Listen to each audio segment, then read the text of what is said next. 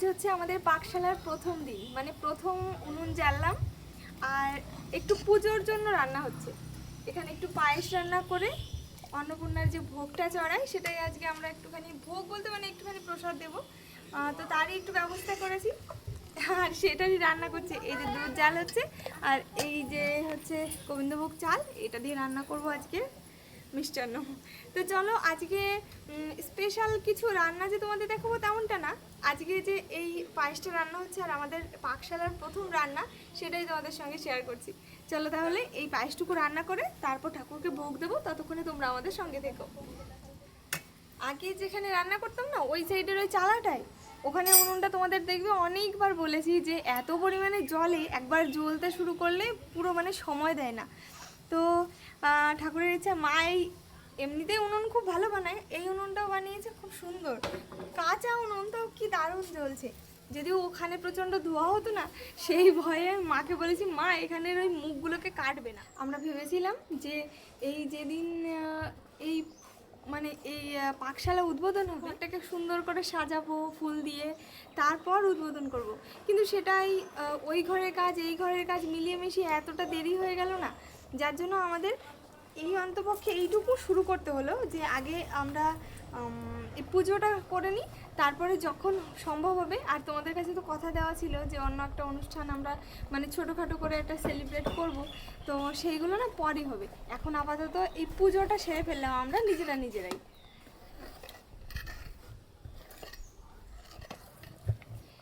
এই পুজোর জন্য এই ক্ষীর রান্না করাটা না একটু চাপের। আমি মাকে বলেছিলাম যে রান্না করার কথা, কিন্তু মা আবার আমার ওপরেই দিল। এটা আবার যেমন চেখে দেখা যাবে না এটাতে কী দিয়ে কী হলো না, মানে লবণ দেওয়া যায় না আবার, বা চিনিতে মানে মিষ্টিটা কতটা হলো সেটাও বোঝা যায় না। ওই জন্য আন্দাজ মতো রান্না করতে হচ্ছে। যদিও চিনির পরিমাণটা মা দিয়ে দিয়েছে আর বাকিটা আমি রেডি করছি। তো এই প্রায় হয়ে এসছে, যে দেখো।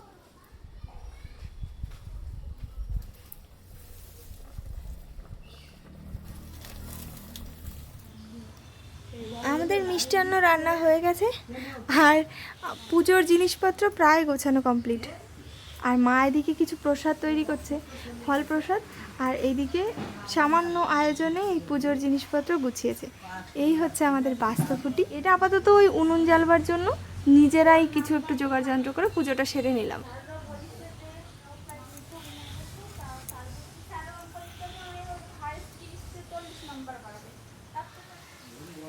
আমাদের বাড়ির বাস্তব পুজোটা এরকমভাবে হয়। আর যদিও এটা আমি ফার্স্ট টাইমই দেখছি, কারণ এর আগে এভাবে পুজো তো হয়নি।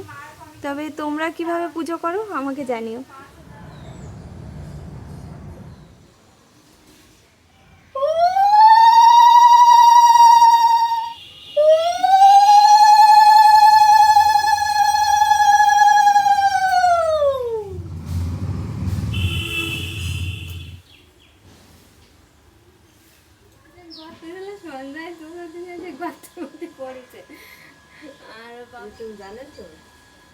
ঋতু জানিস পুজো হয়ে গেছে, এখন সবাইকে প্রসাদ দিচ্ছে মা। ঋতুকে একটু অন্য স্টাইলে দিল। পুজো হয়ে গেছে আর আমাদের পাকশালার উদ্বোধনও কমপ্লিট। আর এরপর থেকে তোমাদের জন্য শুধু নতুন রান্নাবান্না আর নতুন অনেক রেসিপি, অনেক কিছু নিয়ে আসতে পারবো আমরা রোজ। পাকশালার ঘরের রান্নাবান্না দেখার জন্য তোমরা যদি ইউটিউব চ্যানেল থেকে দেখে থাকো তাহলে ব্লগার সাথীর পাকশালা চ্যানেলটা একবার সাবস্ক্রাইব করে রেখো। আর যদি ফেসবুকে দেখে থাকো তাহলে ব্লগার সাথী চ্যানেলটা একবার ফলো করে রেখো। তো যাই হোক, আজকের এই পুজো পার্বণ, এই ছোট্ট একটু পুজোর অনুষ্ঠান তোমাদের সঙ্গে শেয়ার করলাম। তোমাদের এটুকুই জানানোর ছিল যে আমরা এই ছোটো মোটো করে কোনো রকমেই পাকশালাটা উদ্বোধন করে নিলাম, মানে পুজোটা একটু সেরে নিলাম। তো পরে যখন বড় করে কোনো কিছু একটু আয়োজন করব তখন অবশ্যই তোমাদের সঙ্গে শেয়ার করব। তো চলো, ঘরটা আরও রেডি করতে না অনেকটা সময় লাগবে, অনেকটা দিন দেরি যেভাবে আমরা সাজাতে চেয়েছি।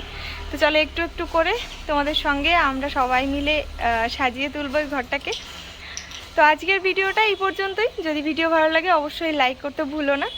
আর ওই যে বললাম, চ্যানেলটা সাবস্ক্রাইব করা না থাকলে আমাদের পরিবারের সাথে থাকার জন্য চ্যানেলটা সাবস্ক্রাইব করে নিও। আজকে এই পর্যন্ত, তোমাদের সঙ্গে দেখা হবে নেক্সট একটা দারুণ রেসিপিতে। চলো তাহলে আজকের মতো টাটা।